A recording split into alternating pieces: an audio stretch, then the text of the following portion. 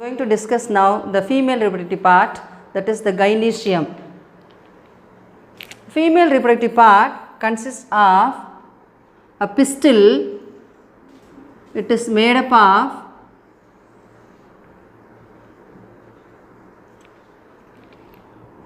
ovary, style and stigma. This is the structure of a pistil: ovary, style and stigma. In some species, the pistil may be single, only one pistil may be there. It is called monocarpellary. If it is more than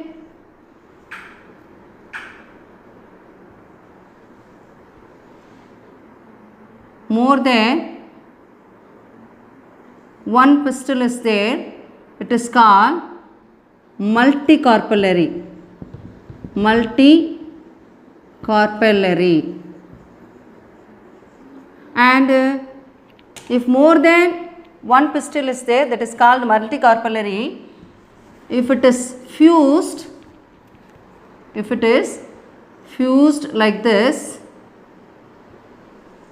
all the carpels when it is fused, all the pistils when it is fused together, it is called syncarpus. Fused together, if it is called syncarpus. If it is freely it is present, all the pistils are, if it is free, they are called the apocarpus.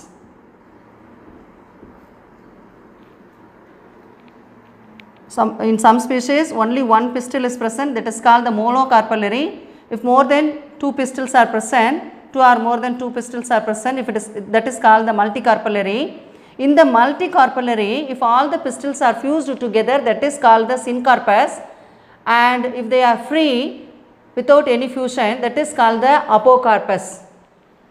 Now we will see about the ovary. Within the ovary, the ovarian cavity is there, like this ovarian cavities are present, that is called locule. Within the locule only the placenta is present. Within the locule only the placenta is present. In this placenta only the ovules are present. The ovules are arise from the placenta only. So this is the placenta. From this placenta only all the ovules are arised and it is attached in the placenta only.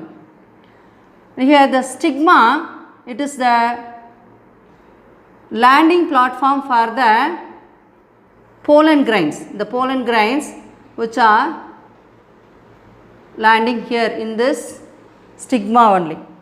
And a slender long part below this stigma is called the style. So all the three parts, one is stigma, style and ovary. Within this ovary, ovarian cavity, that is the locule is present.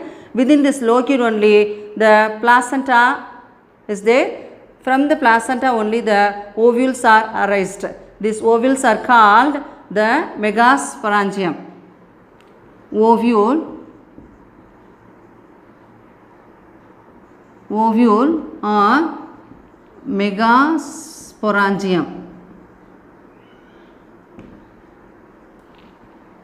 Now we are going to see the structure of an ovule.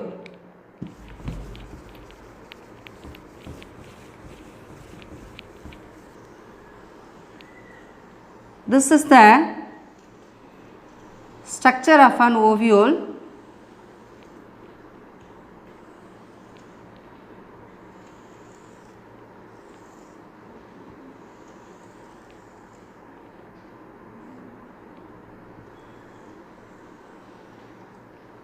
This is the structure of an ovule.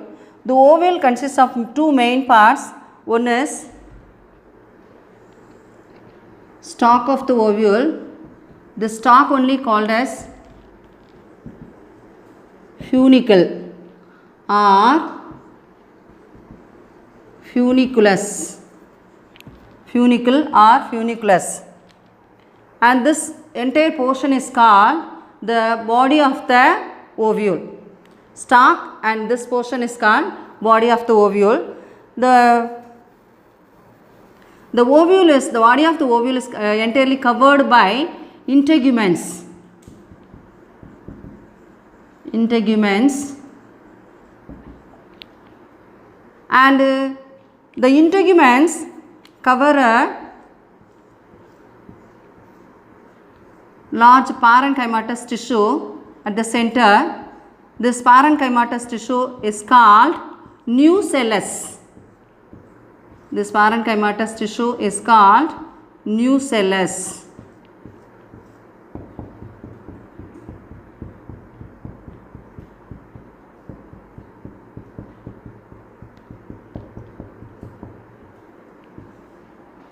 Nucellus.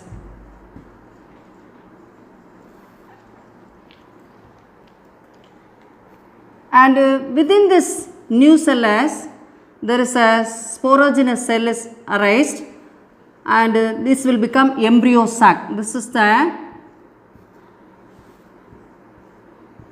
embryo sac which is present at the center. A sac like structure is present within the nucellus, somewhat oval in shape. This is called embryo sac or female gametophyte. Female gametophyte. And regarding this integuments, there are two coverings may be there. In some species it may be two coverings, or only one covering may be there, one integument may be there. If only one integument is present, it is called unitegmic. If two integuments are present, it is called bitegmic. If only one integument is present, that is called unitegmic, and if it is two, if there is two integuments are present, that is called bitegmic. And these integuments are not entirely covering this nucellus. At the top of this ovule, there is an opening is present. It is not, and the nucellus is not completely covered. This opening, this pore is called micropyle. Through this micropyle only, the pollen tube which are developing and enters through into the nucellus and to the embryo sac. Through this micropyle only it will enters.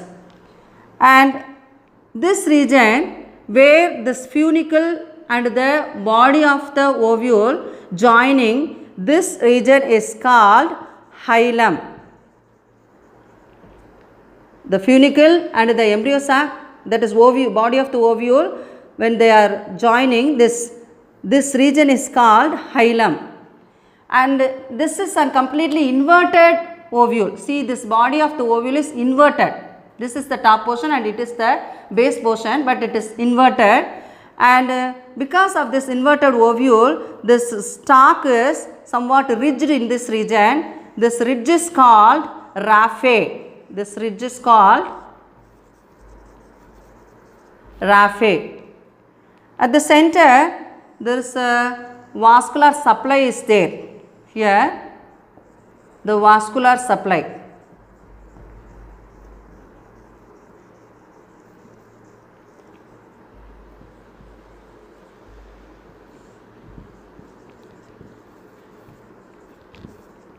Vascular supply. In some species, this inner layer of the integument will become specialized, and this specialized structure used for the nourishment to the developing embryo sac. It gives the nourishment.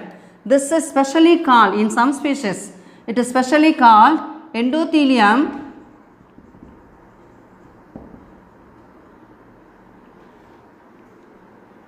are integumentary tapetum. In some species, the inner layer of the integument will become specialized and it performs the nutritive function to the developing embryo sac. This is called the endothelium or integumentary tapetum. Now, according to the position of the developing sporogenous cell, this is the developing sporogenous cell from, that is the megaspore mother cell, which is arising from this new cell. And for according to the position of the sporogenous cell, there are two types of ovule. One is uninucellate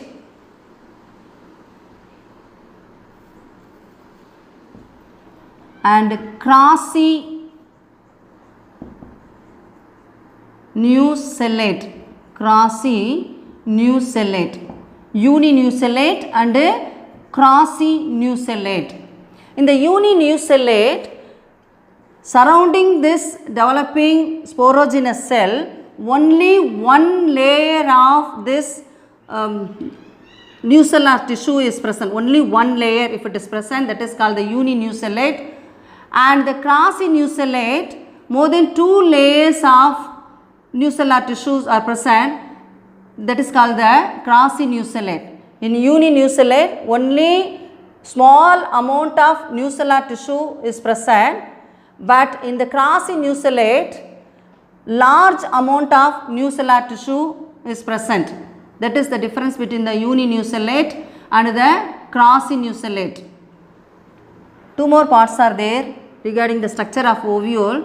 Here, the place where the funicle, this is the funicle and the integument and the nucellus merge, this region is called chalaza.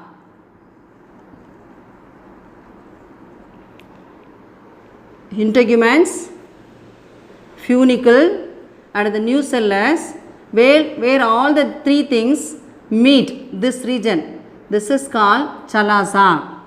And the group of cells or group of tissue which are present between the chalaza and the embryo sac, between the chalaza and the embryo sac, this region, the group of tissue which are present here, it is called hypostase. The group of cells which are present between the chalaza and the embryo sac, these cells are called, here it is called hypostase. And the group of cells which are thick walled, which is present between the embryo sac and the micropyle, this is the micropyle and this is the embryo sac. The cells which are present here, it is called epistase. Now, I am going to explain the different types of ovules according to the position of the micropyle to that of the funicle and chalaza. Position of the micropyle to that of the funicle and to the chalaza. There are different types of ovules are there that I am going to discuss now. One is orthotropous, anatropous, hemianatropous,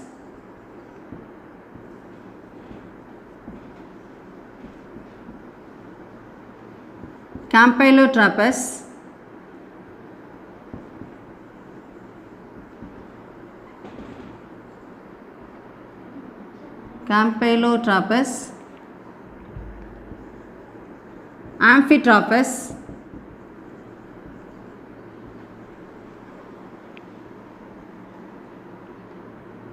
sarcinotropous.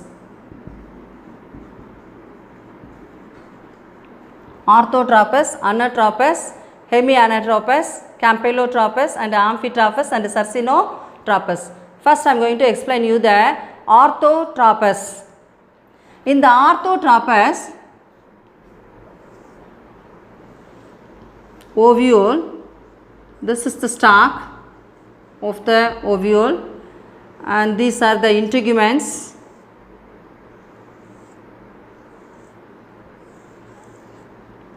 And here the micropyle. The micropyle, chalaza and stalk, that means funicle. Micropyle and chalaza, all are present in the same vertical line. If it is present in the same vertical line, that is called the orthotropous. The best example for this orthotropous, two families, one is Polygonaceae, another one is Piperaceae. Polygonaceae and Piperaceae families, the ovules are present in orthotropous condition, the orthotropous ovule. The second one is anatropous.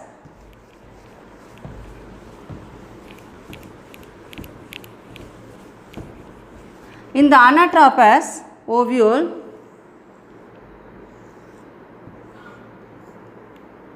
the body of the ovule, this is the body of the ovule is completely inverted. Like this, the body of the ovule is inverted. This is the stalk. If it is completely inverted, that is called the anatropous ovule. The best example for this, all the dicot and monocot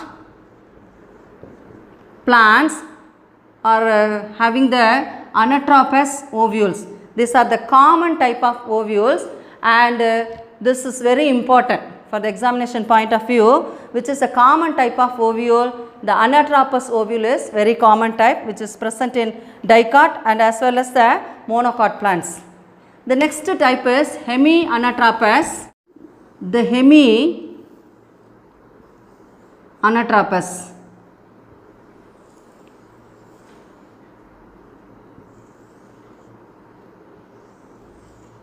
In the hemianatropous, this is funicle and this is the body of the ovule. This body of the ovule is transversely present, it is just right angle to the funicle. This type of ovule is called the hemianatropous. Hemianatropous, very important is, it is horizontally, that is transversely the body of the ovule is present. The example for this is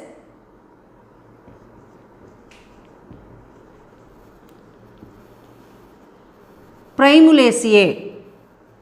Hemianatropous example is Primulaceae. The next one is Campylotropous.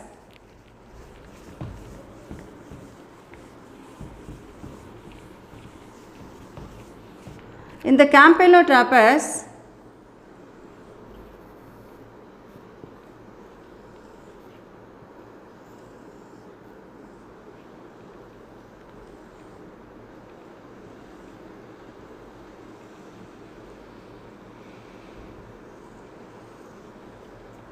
this funicle, that is micropyle, is curved here, and this embryo sac also it is curved. So when you see this whole body of that is ovule is bean shaped, looking like a bean shaped. This type is called the Campylotropous. The example for this is Leguminaceae. Campylotropous, and the next one is Amphitropous.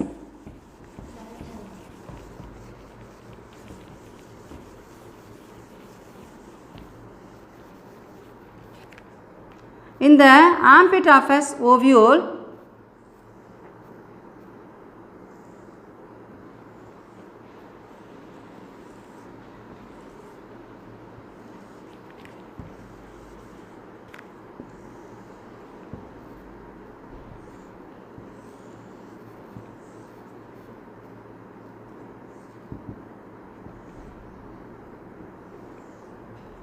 This is the funicle, that is the stalk,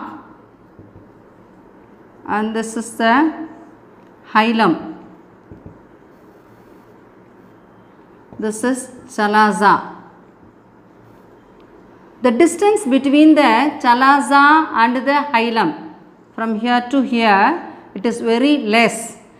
Because of this type of orientation, what happened to the nucellus? It will become horseshoe shaped. The nucellus will become horseshoe shaped in the Amphitrophus. The example for this is Alismataceae. Alismataceae family. Then final one is the Sarcinotrophus ovule. Here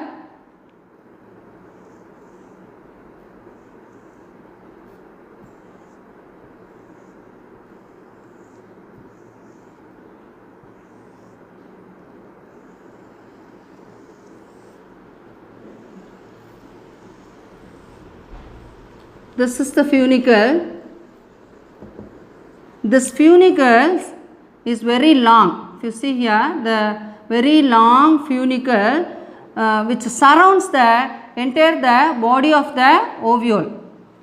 Here the very important thing is, in the Sarcinotrophus, the very long funicle is very important, and it surrounds the body of the ovule completely.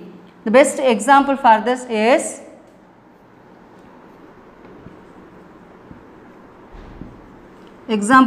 group is Cactaceae family.